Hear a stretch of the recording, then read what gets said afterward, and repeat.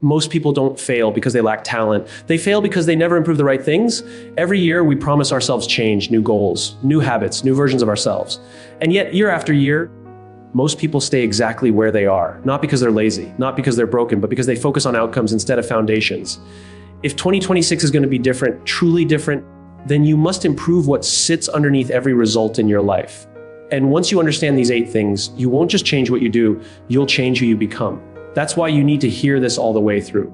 The first thing you must improve is the story you tell yourself, because long before the world reacts to you, you have already reacted to yourself. Every decision you make, every risk you avoid, every opportunity you hesitate to take is filtered through an internal narrative that runs quietly in the background of your mind. Most people are not aware of it, yet it is always there, shaping their reality.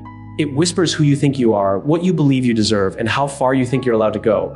And whether you realize it or not, you are always acting in alignment with that story. Every action you take begins with a belief. You don't wake up and randomly behave a certain way. You behave according to what you believe is true about you and the world around you. If you believe you're behind in life, you rush, you panic, and you settle for less just to feel caught up. If you believe you're not enough, you overthink, you hesitate, and you wait for permission that never comes. If you believe success is for other people, you subconsciously sabotage your own progress so you never have to face the fear of proving that belief wrong. The story decides the strategy. The belief decides the behavior. What makes this so powerful is that the story often sounds like truth. It sounds logical, it sounds familiar. It's built from past experiences, old failures, things people once said to you, moments when you tried and it didn't work out. Over time, these moments stack up and turn into an identity. And once a belief becomes an identity, you don't question it anymore. You defend it, you protect it, even when it's holding you back. Especially when it's holding you back, you might tell yourself, I'm just not confident, when in reality you learn to stay quiet to avoid judgment. You might say, I'm bad at consistency, when the truth is you've never trusted yourself enough to commit fully. You might believe, I always start strong and fail. And so you unconsciously look for proof that confirms it. The mind loves consistency even when consistency hurts. It would rather stay loyal to a painful story than risk the discomfort of a new one. And here's the hard part to accept: your current results are not a reflection of your potential. They are a reflection of the story you've been living under. You don't rise to the level of your dreams. You fall to the level of your beliefs. If your story says you're late, you'll rush. If your story says you're weak, you'll avoid pressure. If your story says you're not ready, you'll wait forever. Not because you can't do more, but because your mind doesn't believe you should. The story you tell yourself also determines how you interpret failure. When something goes wrong, one person says, this didn't work, but I can learn, while another says, this proves I'm not cut out for this same event. Different story. One grows, the other shrinks. The difference isn't intelligence or talent. It's narrative, it's meaning, it's what you decide that moment says about you. Most people never improve their story because they think it's fixed. They think it's who they are. But the truth is, it's who they've practiced being. And anything practiced can be rewritten. The brain does not know the difference between a story that happened once and a story you repeat 1,000 times. Repetition creates reality. That's why the words you use internally matter more than the words you say out loud. You live inside your mind longer than anywhere else. Improving your story doesn't mean lying to yourself or pretending everything is perfect. It means telling a story that empowers action instead of paralysis. It means replacing "I can't" with "I'm learning." Replacing "I always fail" with "I haven't figured it out yet." Replacing "I'm behind" with "I'm building at my pace." These shifts may sound small, but small shifts repeated daily change trajectories. When the story changes, your behavior naturally follows, because behavior is simply belief in motion. You don't need to force motivation when your identity supports action. A person who believes they are capable doesn't need constant encouragement to try again.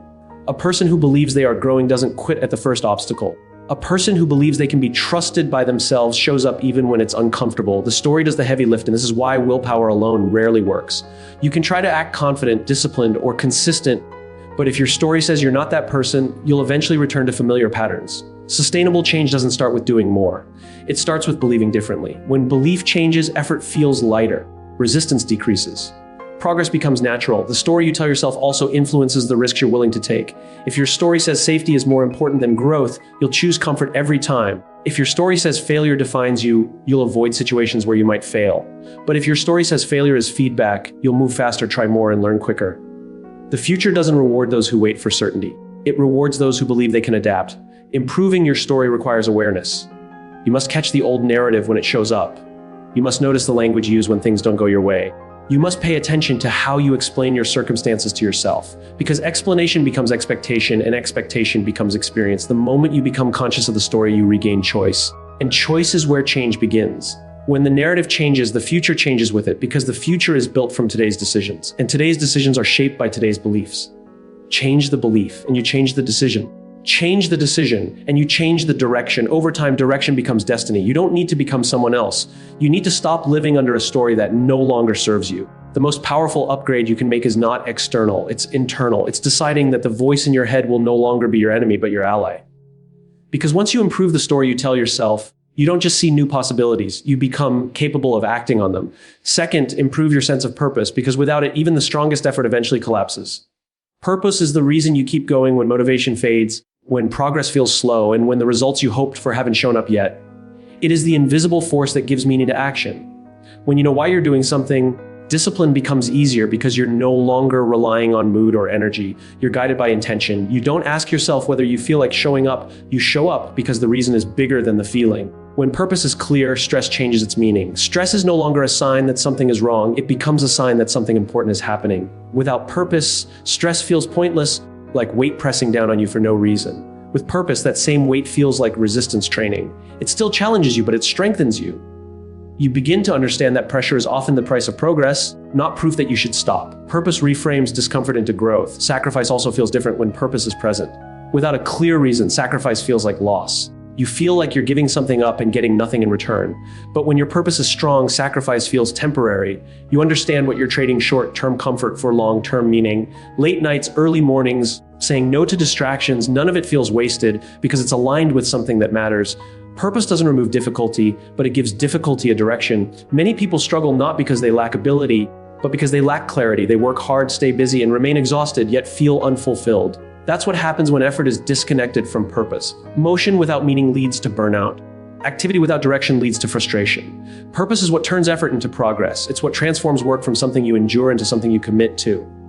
Purpose is often misunderstood as a destination, as if one day you suddenly find it and everything becomes clear. But purpose isn't about having all the answers. It's not about knowing exactly where you'll end up. It's about having a direction that pulls you forward. Direction matters more than certainty. You don't need to see the entire road to take the next step. You just need a reason strong enough to move you forward when the path gets unclear. On hard days, purpose becomes your anchor. Motivation comes and goes, confidence rises and falls, but purpose remains steady because it's rooted in values, not emotions. When things go wrong, purpose reminds you why you started. When progress is slow, purpose gives you patience. When doubt creeps in, purpose gives you perspective. It tells you that this moment is part of a bigger picture, even if you can't fully see it yet. People without purpose quit early because quitting feels logical when there's no deeper reason to continue. When the work gets hard, when the excitement fades, when the obstacles appear, stopping feels like relief. But people with purpose endure longer because they understand that struggle is not a signal to stop, it's a signal that what they're doing matters. They don't measure success only by immediate results. They measure it by alignment with their reason. Purpose also shapes decision-making. When you're clear on why you do what you do, choices become simpler. Not easier, but clearer. You start asking different questions. Instead of asking, what's comfortable, you ask, what's aligned? Instead of asking, what will impress others, you ask, what moves me closer to what matters? Purpose acts as a filter. It helps you say no to good opportunities so you can say yes to the right ones. Without purpose, distractions are powerful. You chase whatever looks exciting in the moment. You change directions often. You start things but rarely finish them. With purpose, focus improves because you know what deserves your energy. You stop scattering your effort across too many paths and start committing deeply to fewer things. That depth is where real progress happens. Purpose also strengthens resilience. When failure happens, and purpose prevents you from making failure personal. You don't see it as a reflection of your worth. You see it as feedback on the path you're walking. Purpose allows you to fail forward instead of quitting backward. It reminds you that setbacks are part of the journey, not the end of it. Improving your sense of purpose doesn't require a dramatic life overhaul. It starts with asking better questions. What do you care about enough to struggle for? What kind of problems do you feel drawn to solve? What kind of person do you want to become through your efforts? Purpose grows clearer through action, not endless thinking. You move, you reflect, you adjust. Over time, direction sharpens. Purpose is not about being perfect or always confident. It's about commitment. It's about deciding that what you're working toward is worth the effort, even when the outcome is uncertain. That decision changes how you show up. It changes how long you stay in the game. And staying in the game long enough is often the difference between those who succeed and those who stop too soon. When purpose improves, discipline stops feeling like self-control and starts feeling like self-respect. Stress stops feeling like a burden and starts feeling like responsibility. Sacrifice stops feeling like loss and starts feeling like investment. And endurance becomes possible because you're no longer pushing yourself forward, you're being pulled by something that matters. Third, improve how you use your time, because time itself has never been the problem. Everyone gets the same 24 hours. What separates people is not how much time they have, but what they choose to give their time to. Priority is the real issue. You always find time for what truly matters to you, even when life feels busy. The way you spend your hours is not random. It is a reflection of what you value, whether you admit it or not. When people say they don't have time, what they usually mean is that something else feels more important in that moment. You don't have time to learn, but you have time to scroll. You don't have time to plan, but you have time to react. You don't have time to build, but you have time to escape. None of this makes you weak. It makes you human. But improvement begins when honesty replaces excuses. Because once you accept that time follows priority, you regain control. Every day, you are voting for the kind of future you want with how you use your time. 1 hour invested in growth may not feel dramatic, but repeated daily, it compounds. 1 hour wasted may not seem costly, but repeated daily, it steals momentum. The danger is not a single bad day. The danger is small, unexamined habits that quietly shape your life over years. Time doesn't betray you all at once. It erodes you slowly unless you guide it deliberately. What you do consistently matters more than what you do occasionally. Big breakthroughs are rare. Daily decisions are constant. Your future is not built by dramatic events, sudden motivation, or perfect plans. It is built in ordinary moments. What you do when no one is watching, what you choose when no deadline forces you, what you prioritize when everything feels optional. Those moments add to a direction, and direction eventually becomes destiny. Improving how you use your time requires understanding the difference between activity and progress. Being busy feels productive, but it often isn't. You can fill your schedule and still move nowhere. True progress comes from intentional action, not constant motion. It comes from choosing a few meaningful priorities and giving them consistent attention, even when they don't offer immediate rewards. Many people confuse urgency with importance. Urgent things demand attention. Important things demand commitment. Urgent tasks make noise. Important goals require silence and focus. Without intention, urgent distractions will always crowd out meaningful work. Improving your time means learning to protect what matters from what merely feels pressing. Your time also reflects your self-respect.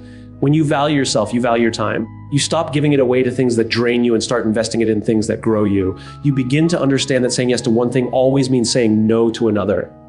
Time is a trade, whether you acknowledge it or not. And every trade shapes your future. Improving your time doesn't mean scheduling every minute or living without rest. Rest is not wasted time when it's intentional. Recovery is part of growth. The problem isn't rest, it's unconscious escape. There's a difference between rest that restores you and habits that distract you from the life you want to build. One gives you energy to move forward. The other keeps you stuck while making you feel busy. Time becomes powerful when it is aligned with purpose. When you know why you're doing something, it becomes easier to allocate time toward it. You stop negotiating with yourself. You stop waiting for the perfect moment. You show up consistently even when progress feels slow, because you understand that consistency beats intensity. Small actions done daily outperform big actions done occasionally. The way you start and end your day matters more than you think. Mornings set direction. Evenings reinforce habits. What you allow into your mind at the beginning of the day influences how you make decisions throughout it. What you do before you sleep shapes what you repeat tomorrow. These edges of the day quietly control the middle. Improve them, and everything in between improves as well. Improving how you use your time also means learning to be present. Multitasking creates the illusion of efficiency, but it fractures focus. When your attention is divided, your impact is diluted. Presence deepens quality. Whether you're working, learning, or spending time with people you care about, being fully there makes time more meaningful. You don't need more hours. You need better attention. Your relationship with time often mirrors your relationship with yourself. If you rush constantly, you may be avoiding stillness. If you procrastinate, you may be avoiding responsibility. If you overwork, you may be avoiding reflection. Improving time use requires honesty about why you do what you do. Once you understand the why, the how becomes clearer. Time also reveals what you truly believe about the future. If you believe the future can be better, you invest in it. If you believe nothing will change, you consume and distract yourself in the present. Hope influences behavior. So does doubt. Improving how you use your time often starts with believing that your actions today actually matter tomorrow. When you take ownership of your time, you take ownership of your life. You stop blaming circumstances and start shaping outcomes. You stop waiting for more time and start working with what you have. Over time, these choices compound into confidence, momentum, and progress. Improve your time and you improve your future, not through one dramatic decision, but through thousands of small ones. Because the life you want is not built in a single moment of inspiration. It is built in daily moments of intention, repeated until they become who you are. Fourth, improve your discipline when no one is watching, because this is where real growth is formed. Anyone can perform when there's applause, when there's recognition, or when there's pressure from others. It's easy to show up when someone is keeping score, but true progress happens in silence, in the moments that never get posted, praised, or rewarded. It happens in the routines no one sees and the choices you make when quitting would be easy and unnoticed. Discipline in private is not about forcing yourself to suffer. It's about deciding that your standards don't depend on who is observing. When no one is watching, your character is, and character is built through repetition, not moments of intensity. The habits you keep in isolation shape the outcomes you display in public long before the world sees results. Discipline has already done its quiet work. Many people misunderstand discipline as punishment, as something harsh or restrictive.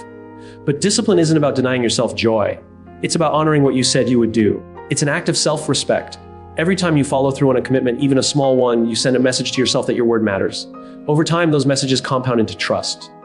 And trust in yourself becomes confidence. When discipline is missing in private, people often rely on external pressure to perform. Deadlines, fear, competition, and validation become the driving forces. This works temporarily, but it's unstable. The moment the pressure disappears, so does the effort. Private discipline creates internal pressure, the kind that doesn't disappear when circumstances change. It becomes part of who you are, not something you turn on and off. The routines no one sees are often the most important ones.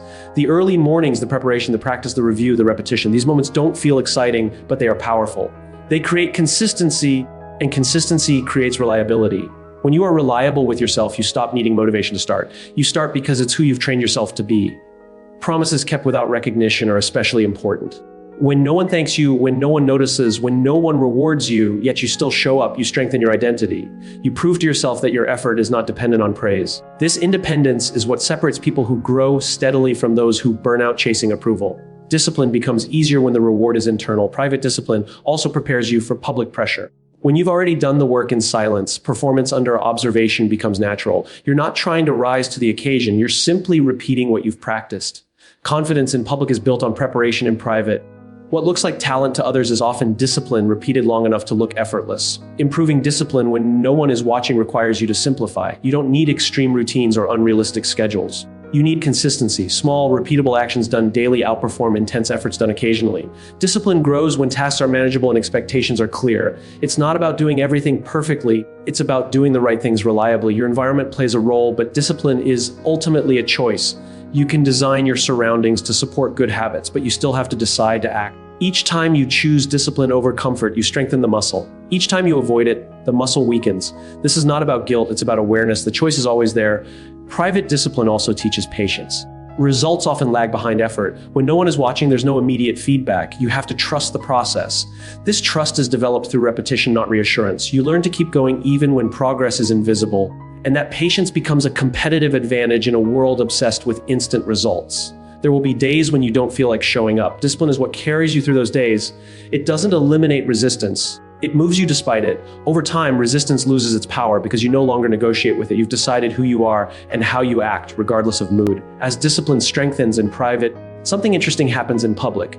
People start to notice your consistency, your reliability, your calm under pressure. They may call it confidence or talent, but you know the truth.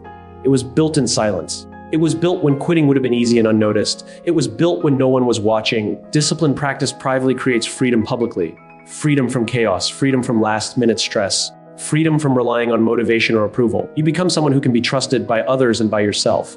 That trust opens doors, builds credibility, and creates opportunities that discipline alone doesn't chase, it attracts.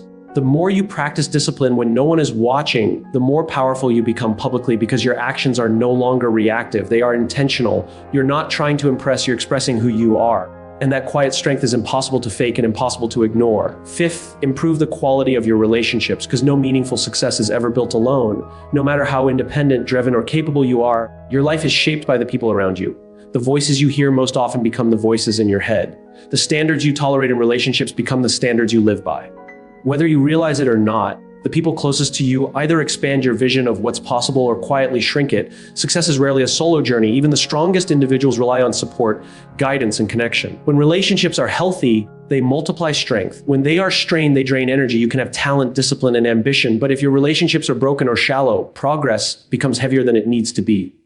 Emotional weight slows momentum. Connection lightens it. Improving the quality of your relationships begins with improving how you show up. It's easy to focus on what others should do differently. It's harder and more powerful to ask how you can be better. Better at listening without interrupting. Better at being present instead of distracted. Better at responding instead of reacting. The way you show up sets the tone for every interaction, whether you intend it or not. Communication sits at the center of all strong relationships. Most conflict doesn't come from bad intentions. It comes from unmet expectations and unspoken feelings. When communication is unclear, people fill the gaps with assumptions. Those assumptions often become resentment. Improving communication means being willing to say what matters calmly and honestly, even when it's uncomfortable. It also means being willing to hear things you may not want to hear without becoming defensive. Listening is one of the most underrated relationship skills. True listening is not waiting for your turn to speak. It's seeking to understand the emotion behind the words. When people feel heard, tension lowers. Trust grows, connection deepens. Many relationships don't fail because of lack of love, but because of lack of understanding. Listening repairs what arguing never can. Support is another pillar of strong relationships, but support doesn't always look like agreement. Sometimes support means encouragement. Sometimes it means accountability. Sometimes it means sitting quietly with someone in their pain instead of trying to fix it. True support is about presence, not control. It's about walking beside someone, not dragging them forward or holding them back. Forgiveness is often misunderstood as weakness, but it is one of the strongest relational skills you can develop. Holding on to resentment keeps you emotionally tied to past hurt. Forgiveness doesn't mean forgetting or excusing behavior. It means choosing not to let past pain control present connection. When forgiveness is absent, relationships become battlegrounds of old wounds. When forgiveness is present, healing becomes possible. The quality of your relationships also depends on boundaries. Strong relationships are not built on unlimited access, but on mutual respect. Boundaries protect trust by making expectations clear. They prevent resentment by defining what is acceptable and what is not. Improving relationships sometimes means having difficult conversations, not avoiding them. Temporary discomfort often prevents long-term damage. The people you surround yourself with influence how you see yourself. When you are around people who believe in growth, effort feels meaningful. When you are around people who complain, doubt spreads quickly. This doesn't mean abandoning people during hard times. It means being mindful of who shapes your mindset daily. Energy is contagious, and so is attitude. Relationships also require maintenance. They don't stay strong on autopilot. Life gets busy, priorities shift, misunderstandings happen. Checking in, expressing appreciation, and making time are not extras, they are essentials. Small gestures done consistently keep connections alive. A message, a call, a moment of attention. These simple acts reinforce that the relationship matters. Strong relationships don't just make life better, they make hard moments survivable. When things fall apart, when stress hits, when failure shows up, relationships become safety nets. They don't remove pain, but they prevent isolation. They remind you that you're not carrying everything alone. In difficult seasons, connection becomes strength. Improving relationships also requires humility. You will make mistakes. You will say the wrong thing. You will misunderstand and be misunderstood. Growth comes from owning your part, apologizing when necessary, and choosing repair over pride. Pride protects the ego. Repair protects the relationship. Long-term connection depends on choosing the latter. As you improve the quality of your relationship, something changes within you. You become more patient, more empathetic, more grounded. You learn that success isn't just about achievement, but about who you share the journey with. You realize that relationships don't distract from progress, they sustain it. When relationships are strong, challenges feel lighter. When they are weak, even small problems feel heavy. Improving how you communicate, support, and forgive doesn't just transform your connections with others, it transforms how you move through the world. Because in the end, the strength of your life is deeply tied to the strength of the relationships you choose to build and maintain. Sixth, improve your ability to listen, because listening is one of the most powerful yet most overlooked skills in human connection. Many people believe they're a good listener simply because they are quiet while someone else is talking. But listening isn't waiting to speak. It isn't rehearsing your response while the other person is still sharing their thoughts. True listening is the deliberate effort to understand not just the words being spoken, but the meaning and emotion behind them. When you listen to understand, you create space for trust. People don't open up to those who interrupt, judge, or rush to fix. They open up to those who make them feel safe, and safety is created through presence. When someone feels genuinely heard, they lower their defenses, they become more honest. That honesty is the foundation of strong relationships, effective leadership, and meaningful collaboration. The best leaders listen deeply before they act because they understand that decisions made without understanding often create resistance. Listening allows you to see the full picture. It reveals concerns, motivations, and perspectives that data alone cannot show. When people feel heard, they are more willing to support decisions, even difficult ones. Influence grows not from authority, but from understanding. Listening also requires humility. It means accepting that you don't have all the answers. It means being willing to learn from others, regardless of their position or background. This openness strengthens thinking. It sharpens judgment. The smartest people are not those who speak the most, but those who absorb the most. Listening expands awareness, and awareness leads to better action. In relationships, listening transforms conflict. Most arguments are not about the surface issue. They are about feeling unseen or misunderstood. When you listen with the intention to understand rather than defend, tension softens. People feel less need to prove their point when they know they are being heard. Resolution becomes possible because connection is restored. Listening deeply also means paying attention to what isn't said. Tone, pauses, body language, and emotion often communicate more than words. When you tune into these signals, you understand people on a deeper level. This awareness allows you to respond with empathy rather than assumption. Empathy doesn't require agreement. It requires understanding. Improving your listening also improves your ability to learn. Feedback becomes useful instead of threatening. Different opinions become opportunities instead of challenges. When you listen well, you gather information that others miss. Over time, this gives you a clearer view of reality. And clear understanding is the foundation of wise decisions. Many people struggle with listening because silence feels uncomfortable. They feel pressure to respond quickly, to sound smart, or to offer solutions. But silence is often where understanding grows. Pausing before responding shows respect. It signals that you are processing what was said, not just waiting for your turn. That pause can change the entire direction of a conversation. When you improve your listening, you improve your influence. Influence is not about persuasion, it's about connection. People are more open to guidance from those who first seek to understand them. When someone feels heard, they are more willing to hear in return. This creates mutual respect, which is far more powerful than control. Listening also builds credibility. Over time, people notice who listens and who talks over others. They notice who asks thoughtful questions and who rushes to conclusions. Those who listen well earn trust because they demonstrate care. That trust becomes a foundation for leadership, partnership, and collaboration. Improving your ability to listen requires practice. It means putting distractions aside. It means resisting the urge to interrupt. It means asking clarifying questions instead of making assumptions. These small changes create a big impact. Conversations become deeper. Relationships become stronger. Misunderstandings decrease. Listening doesn't mean agreeing with everything. It means respecting the person enough to fully hear them. You can listen and still disagree. In fact, disagreements handled with good listening often strengthen relationships rather than weaken them. They show that respect exists even when opinions differ. People don't follow those who talk the most. They follow those who make them feel heard because being heard affirms value. It tells people they matter. When people feel valued, they engage more, contribute more, and commit more deeply. Listening unlocks potential in others that talking never will. As you improve your listening, you begin to notice a shift. Conversations feel more meaningful. Conflicts feel less draining. Your presence becomes calming rather than overwhelming. People seek your input not because you dominate the conversation, but because you understand it. Listening is not passive. It is active, intentional, and powerful. It shapes relationships, strengthens leadership, and deepens understanding. When you choose to listen deeply before you act, you don't just gather information, you build connection. And connection is what allows influence, trust, and impact to grow naturally. Seventh, improve your courage to choose long-term over comfort, because comfort is one of the most convincing traps you will ever face. Comfort feels good now. It soothes you, reassures you, and tells you that everything is fine just the way it is. Growth, on the other hand, feels uncomfortable at first. It asks you to stretch, to risk, to step into uncertainty without guarantees. And because discomfort feels unfamiliar, many people mistake it for danger. They retreat, not realizing they are walking away from the very thing that could change their lives. Every meaningful improvement requires you to delay ease for something better later. There is no exception. Strong bodies are built through physical strain. Strong skills are built through repetition and failure. Strong character is built through hard choices made consistently. Yet the mind is wired to avoid discomfort. It seeks the familiar, even when the familiar is limiting. This is why staying the same often feels safer than changing, even when staying the same is slowly costing you more than you realize. Comfort is subtle. It doesn't announce itself as an obstacle. It shows up as excuses that sound reasonable. I'll start when things calm down. I'll take the risk when I feel more confident. This isn't the right time. Comfort disguises itself as patience and logic, but underneath, it is often fear of the unknown. And the longer you listen to it, the smaller your world becomes. Growth demands courage because it requires you to act before you feel ready. You rarely feel fully prepared for the next level. Readiness is not a feeling, it is a decision. Those who wait for comfort before they act often wait forever. Those who choose growth accept temporary discomfort as part of the process.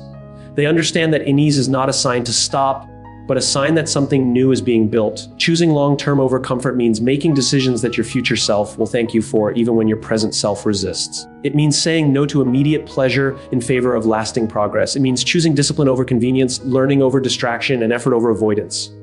These choices are rarely dramatic. They are quiet, daily decisions that compound over time. The cost of comfort is often invisible in the beginning. Nothing bad happens right away. You don't fail instantly. You don't lose everything overnight. Instead, comfort slowly erodes potential. Days blur together, opportunities pass quietly. One day, you look back and realize the hardest part wasn't the discomfort you avoided. It was the growth you missed. Growth, while uncomfortable, expands your capacity.